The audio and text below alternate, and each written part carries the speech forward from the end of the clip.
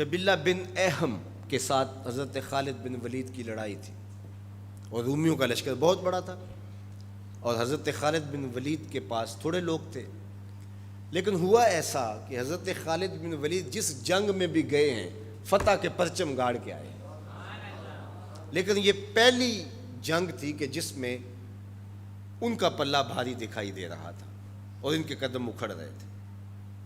حضرت رافع تائی رضی اللہ تعالیٰ عنہ نے کہا لگتا ہے آج قضا آ گئی، آج نہیں ہم بچ سکتے، حالات جو ہیں۔ حضرت خالد بن ولید کہنے لگے ہاں مجھے بھی یہی لگتا ہے کہ قضا آج آئی ہی آئی۔ ادھر حضور علیہ السلام حضرت ابو عبیدہ رضی اللہ تعالیٰ عنہ کو خواب میں ملے اور وہ اپنے گھر میں سوئے ہوئے تھے مدینہ المنورہ میں۔ کہا اللہ کا شیر مشکل میں پھنسا ہوا ہے اور تم سوئے ہوئے ہو۔ حضرت ابو عبیدہ رضی اللہ تعالیٰ عنہ رات کو ہی اٹھے، بیدار ہوئے اور اعلان کروا دیا۔ شہر میں اعلان ہونے لگا، مدینہ المنورہ میں، جلدی تیار ہو جاؤ، حضرت خالد بن ولید کی مدد کو پہنچنا ہے۔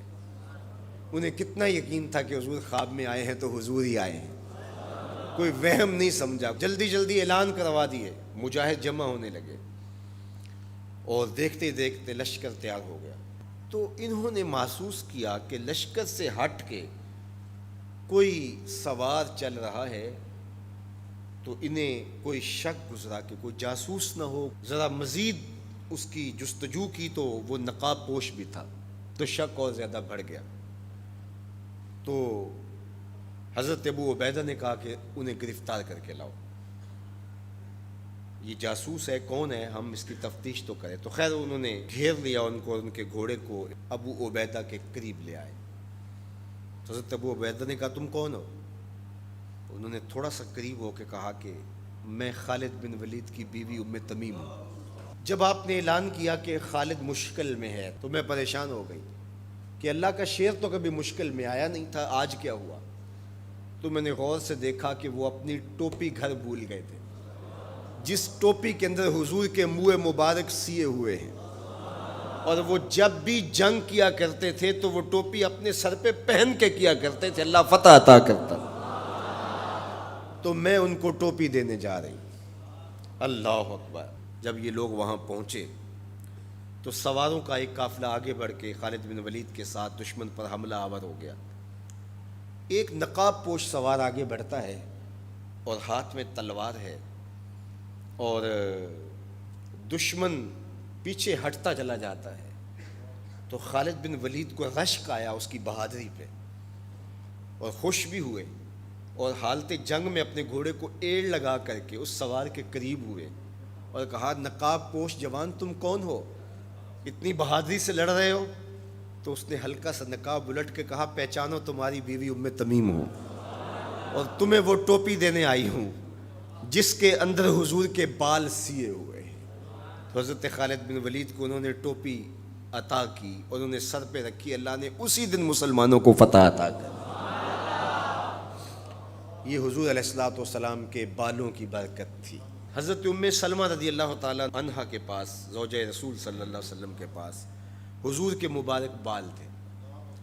حضرت عثمان بن عبداللہ رضی اللہ تعالیٰ عنہ کہتے ہیں کہ مدینے میں اگر کسی کو نظر لگ جاتی یا کوئی بیمار پڑ جاتا تو وہ ام سلمہ سلام اللہ علیہا کے پاس آ جاتے، تو وہ پھر ڈبیا سے بال نکالتی اور پانی کے گلاس میں ان بالوں کو جنبش دیتی، اور ان بالوں کی برکت سے وہ پانی جب بیمار پیتا اللہ اس کو شفا عطا کرتا۔ یہ حضور کے مبارک بالوں کی برکت ہے۔ اللہ اکبر۔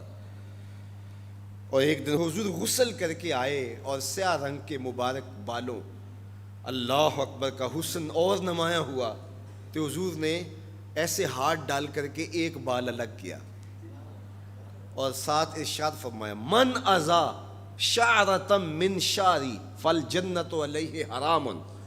سن لو جس نے میرے بالوں میں سے ایک بال کو بھی اذیت دی اس پر اللہ کی جنت حرام ہے۔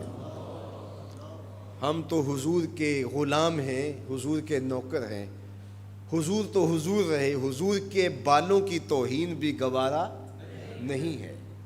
اقبال کہا کرتے تھے لوگ باتیں کرتے ہیں، ہم تو یہ بھی گوارا نہیں کرتے کہ کوئی کہے تیرے پیغمبر کے کپڑے میلے تھے، ہم تو یہ بھی گوارا نہیں کرتے۔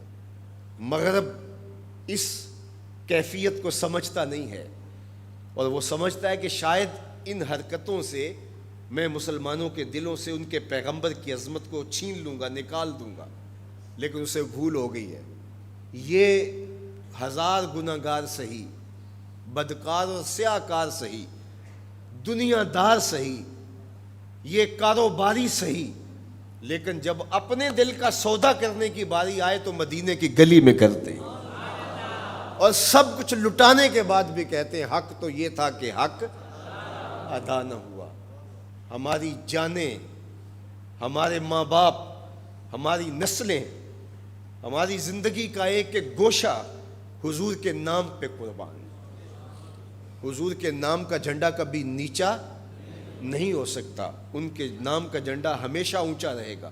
چاند کی طرف منہ کر کے تھوکنے سے اس کی نوری کرنوں کو میلا نہیں کیا جا سکتا، تھوکنے والے کا تھوکا اس کے اپنے منہ پہ آ گرے گا۔ تبت یدا ابی لہب و تب کا تازیانہ آج بھی دشمنان رسول اور شاتمان رسول پہ برس رہا ہے، اور میرے نبی کا نام کل بھی اونچا تھا، میرے نبی کا نام آج بھی اونچا ہے، رہے گا یوں ہی ان کا چرچا رہے گا، پڑے خاک ہو جائیں جل جانے والے۔ ہمیں غور کرنا ہوگا کہ آج ہمارے اوپر یہ جو آزمائشیں اور یہ ابتلائیں ہیں اور یہ امتحانات سے ہمیں گزرنا پڑتا ہے، اس سے دردناک امتحان امت کے لیے کیا ہو سکتا ہے؟ تو کیا اب بھی ہم فرقوں میں بٹے رہیں گے؟ اب بھی ہم ایک دوسرے کے گریبان نوچتے رہیں گے؟ آج بھی ہم جو ہے وہ غفلت کی زندگی گزاریں گے، یا اپنی زندگی کی ایک ایک سانس حضور کے قدموں میں رکھ دیں گے؟